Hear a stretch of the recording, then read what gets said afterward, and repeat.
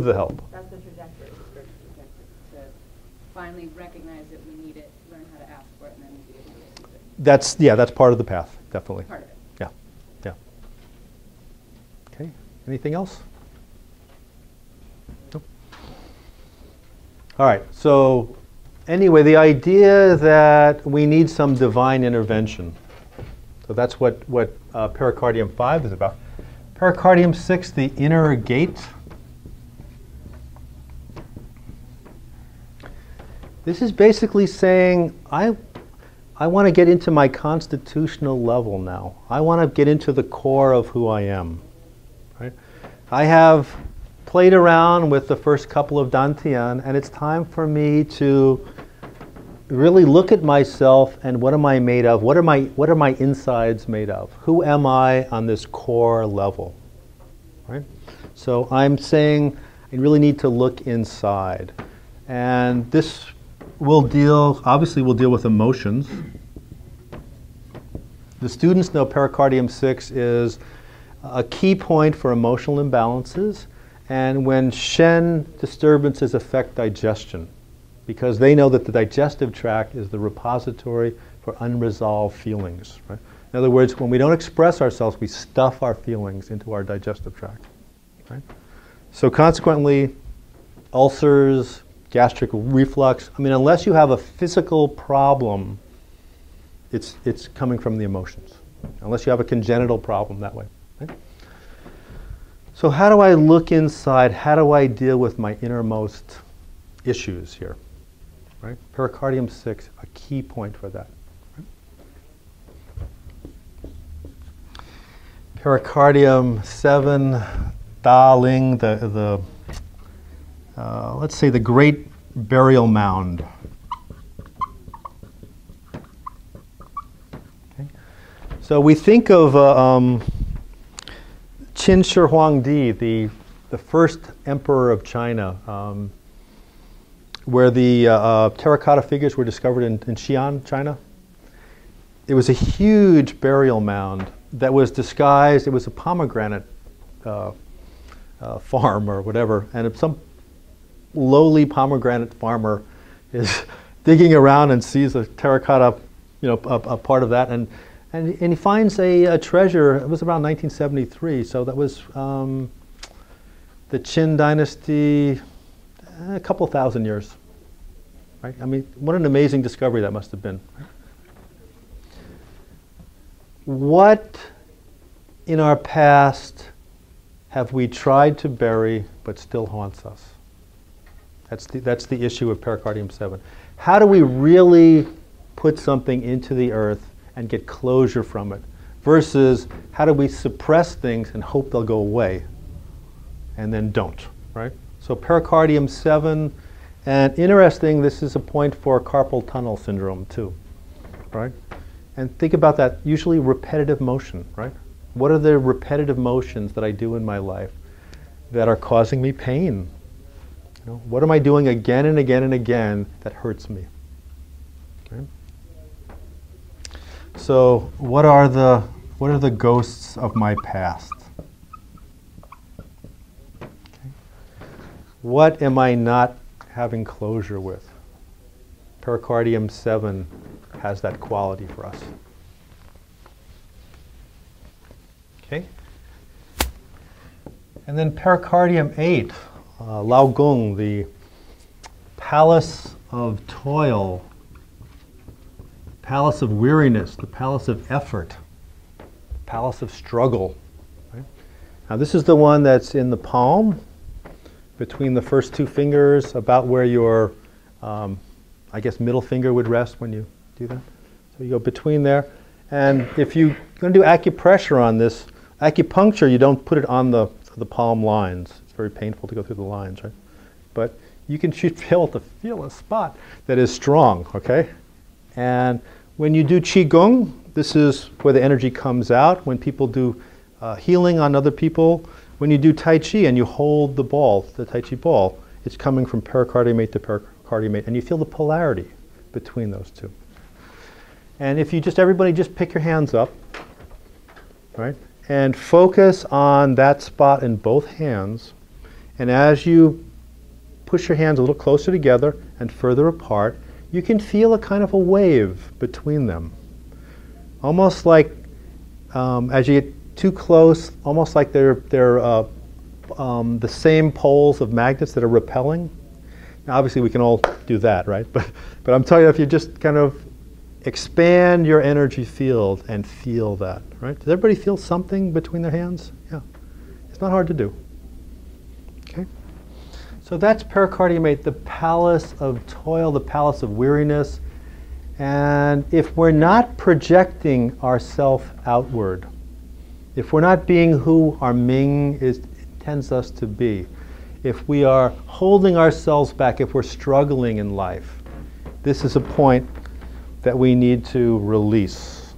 Okay? And it's very symbolic, because this would be the sort of the crucifixion point. And what do you call when you bleed spontaneously from there? The stigmata, right? Yeah.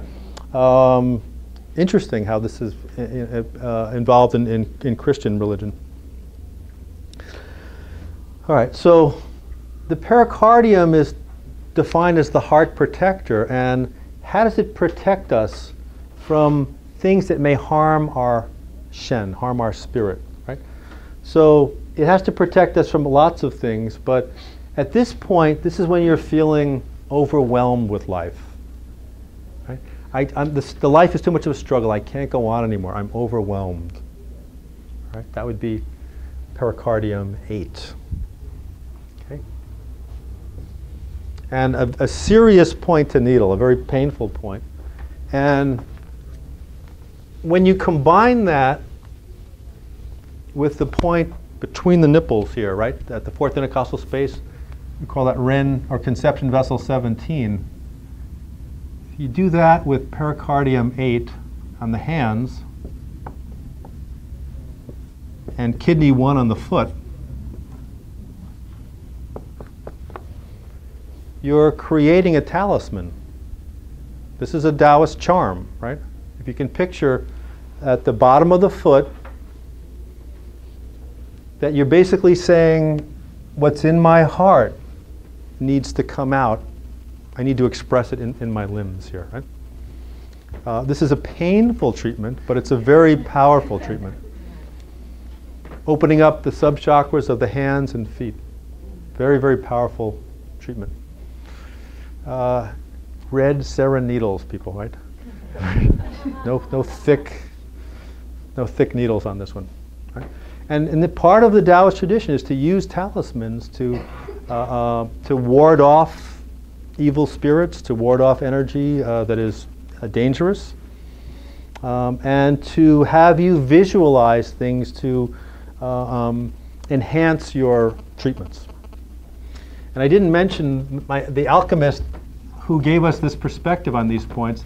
His name is Ge Heng, and he lived the late 200s to early 300s, so the end of the 3rd and early 4th century Common Era.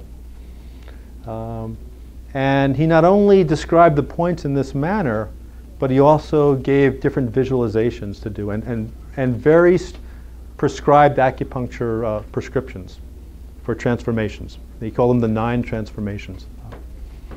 I didn't do this last one. Pericardium 9. I'm going to write the Chinese down. Zhong Chong.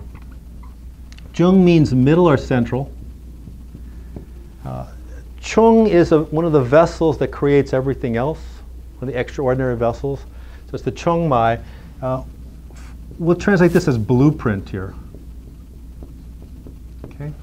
So the acupuncture vessel that got the Ming message encoded within it, right? And now, are you in the middle of your blueprint? Are you expressing your life? Can you look at your life and say, I have joy? Right? The measure of the heart is joy. The emotion that resonates with the heart is joy. Right? Does my life give me enough joy? Right? This doesn't seem to be, that level this is not rocket science anymore. Right? You should want joy in your life. right? I mean, we all should want joy in our life. And if you've been trained not to, it's time to get new training, right? Right. Okay. So pericardium 9, now, again, the acupuncture students know it's a Jing well point. And what do we use Jing well points for? Students, don't let me down here. Open the channel. To what? Open the channel. Open the channel. Oh, that's a good one. To revive, to restore consciousness. Right? Right? So if you're blacked out, we do Jing well points to restore consciousness, right? The metaphor now, because remember, the Taoists everything is metaphorical, right? So this is not I'm passed out, but there is just darkness in my life. I can't see my blueprint anymore. I don't know why I'm here, right? So this can reset your consciousness. All right? So that's the pericardium channel. If these don't work, we've got another set of 9 points of the heart channel that I'm not going to do because I want to devote the rest of the time to question and answer time. But this is the original heart channel, the pericardium channel. Okay? Later on, and I'm not sure exactly when, historians can tell you that, but then the heart channel itself that we know as the heart channel was created to deal with radiating pain, the heart attack kinds of pain. Right? That goes to the little finger when you have that. I hope you don't have that. Okay. But the heart channel is now the guru to work with these pericardium points as additional help. Right? These are the ones you've got within you, and now there is another kind of heavenly influence to use.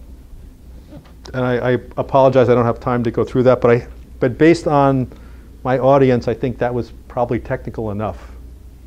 I don't want to go through another nine points with you. But I'd be happy to talk to the students sometime about that.